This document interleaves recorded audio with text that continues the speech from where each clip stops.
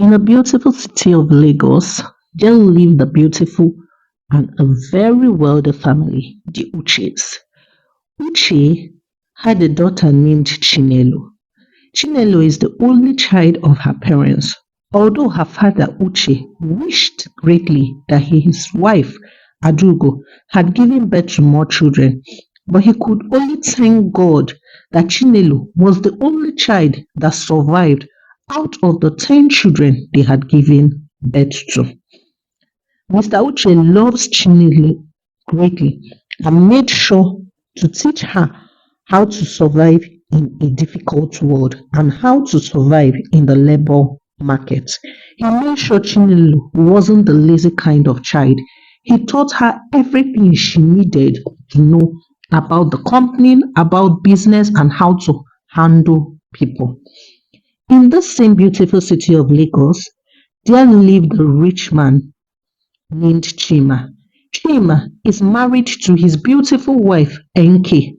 Enkay was a full-time housewife. Chima had two handsome sons named Chidi, who was the first son, and Nonso, who was the second. Chima is a rich businessman, but his business was gradually losing it. So Chima asked his first son Chidi to try and get married to Chinelo, Mr. Uche's daughter. Uche and Chima attended the same Anglican church, so they got to see every Sunday, and at times they hung out together as families. That evening, after Chima had returned from work with his both sons, he asked Chidi if Chidi had made up his mind to get married to Chinelo, but Chidi said no. He had a girlfriend named Chifunanya, and he was really in love with her. Chima was so upset, and he quickly told his son, "You are joking, right? You're saying that our company is about to collapse, and you're there telling me love. What is that love you think you have? You better make up your mind and come to terms with the fact that money comes first before love. Do you think when you become broke, that your so-called love, Chifunanya, will still stand by you? My dear, she won't. All this love you think she has for you, it's because you're rich. The moment there is no money, you will find out that there is no love." My dear son, I have already told Mr. Uche that you admire his daughter Chinelo greatly, and he had invited us for a lunch after church. So don't mess up this for us, because if you do, I will kick you out of my house and my company, and you will go and get married to that your love, and I hope love is going to feed you both. Mr. Chima said angrily. Chidi did not know what to do, as he couldn't disobey his father. The truth was that the company was falling and they were about to lose everything. Mr. Uche was the only person that was able to help them, but because of the amount of money they needed, Mr. Uche couldn't give such a huge amount of money. Though Mr. Uche had invested in the company, so he owned 10% of the company, and he knew what was happening with the company, but hoped that Mr. Chima was going to fix his company. The next Sunday, after church, Chima and his family went to visit Mr. Uche and his family. When they got there, they were treated like kings and queens. Mr. Uche made beautiful platter, served it on a very fine dining. Mr. Chima was so excited. He was glad with how they had welcomed them. So while they were eating, Mr. Uche decided to ask Chidi a series of questions. Chidi had to play along with what his father had told him, because his father was giving him that deadly look, hoping that he does not mess up in any way. After lunch, Uche asked his daughter, Chinelo, if she likes Chidi. Chinelo told her father, "I don't really know him. I just know him from the church. Probably when we get to know each other more, I will get to like him." So Uche told Chidi that now he had approved of the relationship. he could date his daughter, giving them time to get to know one another. Mr. Chima was so excited. His plan was beginning to come together. If Chidi could get married to Chinelo, the company was going to stand back on its feet. After they were done with the dinner, the both families greeted one another and Chima and his family left. While they returned home, Chima couldn't stop talking about how beautiful the family looked and how they welcomed them well. Chima told his sons, "Can you see how rich they are? Can we even afford to welcome someone in such manner? Can you see? Chidi, my son, please and please do not mess up this plan for me." So Chidi told his father, "Okay, sir, I won't." As time went on, Chidi and Chinelo went out on various dates, getting to know one another. But whenever Chidi returned home, his father kept on asking him, "Have you spoken to her about marriage? Hope you have told her that you really love her. The faster the better, you know. If you don't get married to her within a period of 6 months, we might lose everything." No. Chidi kept on telling his father, "Papa, I have spoken to her. It's a gradual process. If I should hurry her, she's going to suspect something. So I am taking it one step at a time." Chima looked at his son and said, "That's good. I'm glad that you understand everything now." After a period of 6 months, they got married.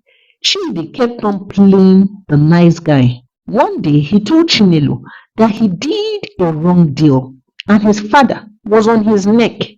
If she could please save him just once.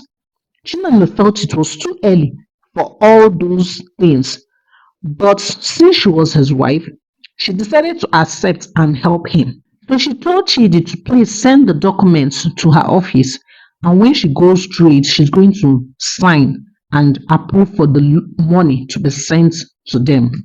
So Chidi was so excited and sent the documents to her. When Chinelo went through the documents, she was so shocked. The mess Chidi was claiming to have done was so big, it was equivalent to her starting a new company. She thought to herself, "How can I give so much and get nothing out of this?" So she immediately asked her PA to leave the documents the way it was, but should change a particular sentence in the document stating that she was entitled to 50% of the shares on giving them such a huge amount of money to solve the company's issue. After the PA was done changing everything, so she called Chidi that she was done with it and he needed his signature so they could start the process. So Chidi quickly rushed down to Chinelo's office. They both signed the paper without Chidi going through the document again. He felt that Chinelo had approved everything that was stated in the document and was giving him all the money he is asking of her. Chinelo helped to return their company back to normal. Chinelo kept on pumping money whenever Chidi asked of her. To Chidi, he was the biggest shareholder of the company as he was the one that was able to solve the issue. Chidi never genuinely had affection for Chinelo. He kept on visiting his love, Chi from Nanya, but he tried to keep Chinelo company in order not to mess up, as Chinelo was still helping the company get back on its feet. Whenever he visited Chief Nanya, he always told her, "My dear, don't worry. When everything gets back to normal, I promise you, we are going to flee out of this country." Chief Nanya had already given birth to a son for him. The son's name was Obiora. Chief Nanya told him, "Please, I can't wait though, because you know my parents are already asking questions. How do you expect me to give birth to a child without getting married to you? Biko, please get fast with all these things. Your promises are beginning to weigh me out." As time went on, Chinelo took in. So the plan of Chidi and Chief Unanya fleeing away from the country was put on hold as Chidi could not leave his pregnant wife and flee because his father wasn't going to give him anything if he does that. So Chidi had to stay by Chinelo's side, taking care of her in a very cunning way as he was barely around but assigned so many maids to Chinelo. After Chinelo had given birth to her beautiful daughter Adanne, Chinelo came down with a serious heart condition that made her barely available at work. She only had time to go to work once in a week. She was always bedridden. During this period, Chidi showed his true color to Chinelo as Chidi was never ever available. Even during her episodes, Chidi was always having one excuse or the other why he wasn't around when it happened. Chinelo was heartbroken. She saw the real Chidi for herself. But what kept her going was her daughter Adanne. Adanne brought her so much joy and consolation. She felt Adanne had come to give her joy and take over as she has heard of what had killed her siblings. Chinelo was very heartbroken. She was bedridden for a period of 5 years as she hardly had strength to do anything. And one day, after Adanne had returned back from school, Adanne ran to the bed to hug her mother and tell her mother about all that had happened in school. While Adanne was still talking to her mother Chinelo gave up. Adanne witnessed her mother die in her very front. The trauma could not leave Adanne. Adanne cried her eyes out. She kept on crying. She knew her father was never around during the period of her mother being sick. She witnessed the kind of love her father had shown her mother. Adanne was heartbroken with everything. Chidi gave his wife Chinelo a befitting burial, and after 6 months, he brought his side chick, Chief Unanya, into the house. Chief Unanya became the madam of the house as Chidi instructed all the staff of the house to respect her the same way they respected Chinelo. That was when Adanne started seeing what life really meant, as Chief Unanya made her do all the house chores, though there were maids in the house. The maids were only asked to clean the outside of the compound and to cook. Nanya had to clean the whole building before going to school every day, whereas her son Obiora goes to school in the most expensive and luxurious car. Whenever Mr. Uche, Adanne's grandfather, asked to come and visit his granddaughter, Chidi would always say she was okay and came up with one excuse or the other. Mr. Uche always wanted to visit Adanne to know if she was doing well, as he had already heard that Chidi had already remarried another lady. He suspected in his heart that his granddaughter wasn't doing well, but because he was not given an approval, he couldn't just break into a full-grown man's house. He just kept on waiting for the right time and prayed in his heart that his beautiful granddaughter was fine.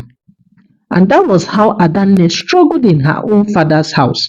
She watched the love between Chidi, Chief Unanya, and Obiora. She craved and wished for that kind of love, as her own father Chidi never showed her such love and affection, even while her mother was around. He always came up with a reason never to be around, and whenever he was around, he was always in his room. Adanne craved for such affection from her own father, but her father, Chidi, never gave her such. He always told her to go read her book whenever she was sitting down trying to play or watch the TV. He always yelled at her. He never even gave her money to go shopping for one day.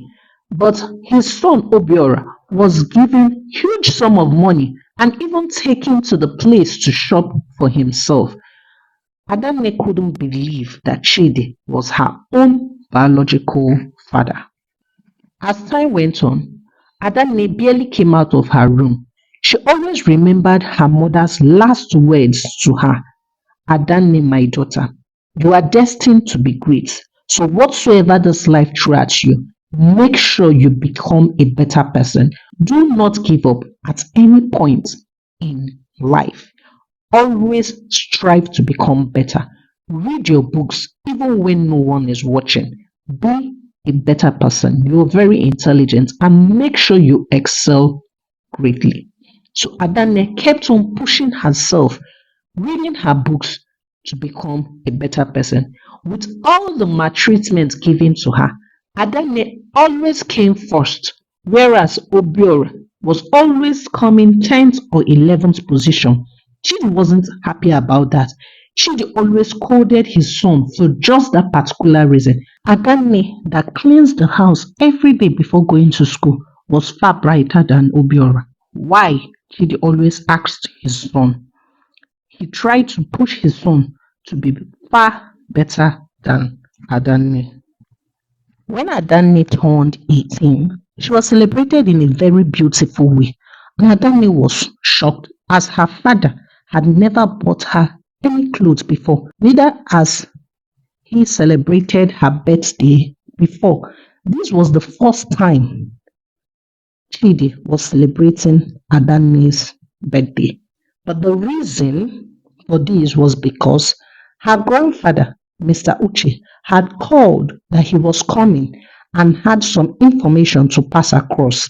This was the reason Chidi decided to get Adanne new sets of clothes. This was even the first time Adanne was putting on a new set of clothes, as Chief Funanya would always give her her worn out clothes and told her to shape them to her size. When Mr. Uche came, he could see that behind those clothes Adanne was putting on, Adanne was yearning to be loved. He could also see bruises all over her body. He understood what was going on immediately. This was just a showcase for her birthday because he told them he was coming. After the cutting of the cake, Mr. Uche asked Chinelo's lawyer to read her will. Adanne owned the house they lived in. Adanne also owned 50% of shares in Chidi's company and could withdraw from the company whenever she needed, or could buy more shares and become the director. The lawyer read so many things in the will that Chinelo had gifted to her daughter, making her far richer than her father, Chidi. But the last part of the will stated that Adanne was to start living with her grandparents after she turned 18. Chidi didn't bother about the house as he could build his house on his own, but he questioned the shares as he hasn't sold any share to his late wife. So Mr. Uche asked him to bring the copy of the document that was signed with his late wife. When Chidi brought the document, he got the shock of his life as Mr. Uche pointed the particular part where Chinelo stated that if she was going to invest in that company, she owned 50% of the shares after helping the company become stable. Chidi immediately went to hug Adanne and told her, Adadadiya, my beautiful daughter, I know you will give me those shares, right? Adanne nodded and told him, Yes, Papa, I will hand them over to you on Monday. I will return them to you the moment Grandpa brings the letter for me. Then Chidi smiled and said, I know you're a good girl. Thank you.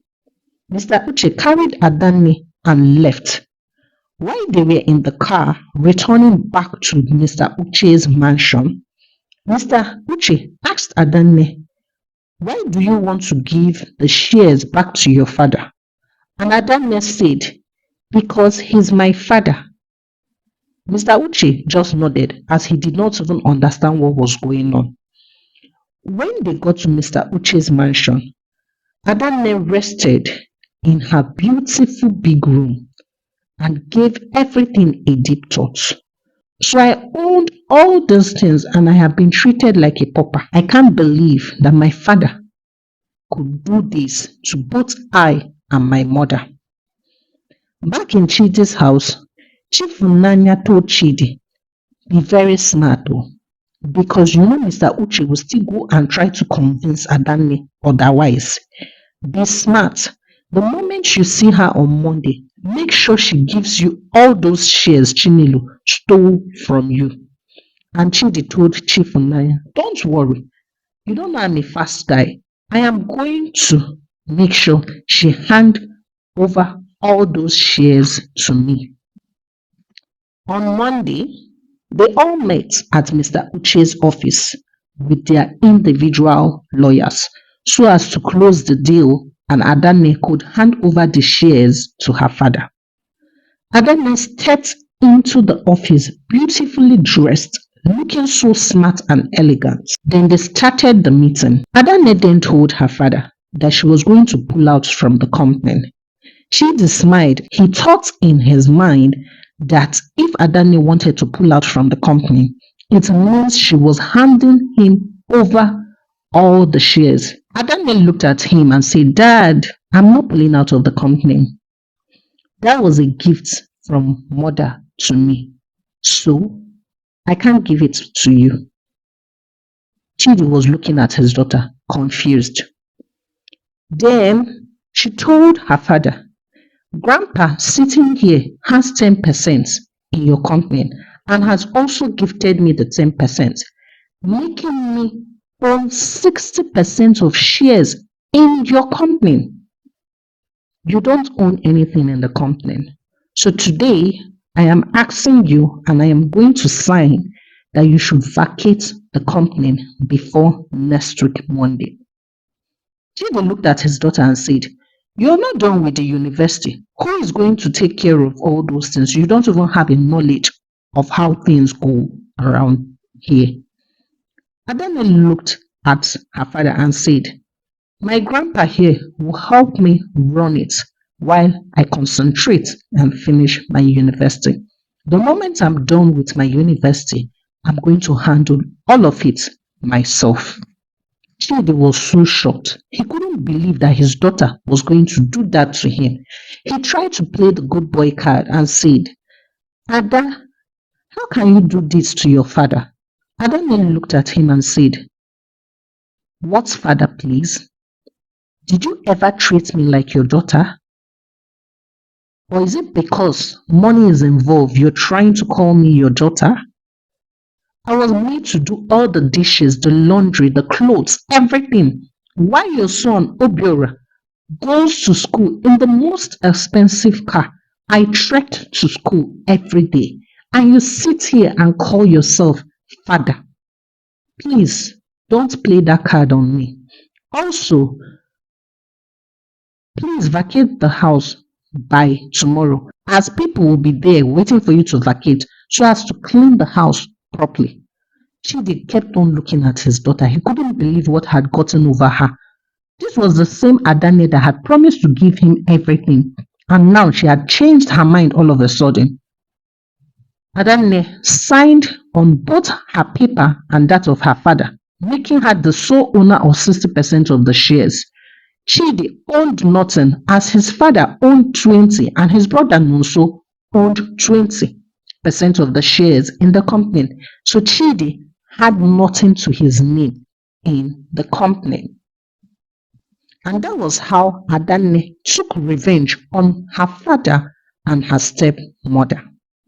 When Chidi returned home that day and explained everything to Chief Funanya, he told Chief Funanya that they should not worry, that he was going to use the money in the save to start all afresh, that all they had to do was to sleep that night and prepare to leave the house the next day.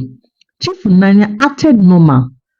She didn't even say a word. She hugged her husband and encouraged him that everything was going to be okay. The next day, Chief Unanya woke up very early. She emptied the safe, carried her son Obiora, and flee.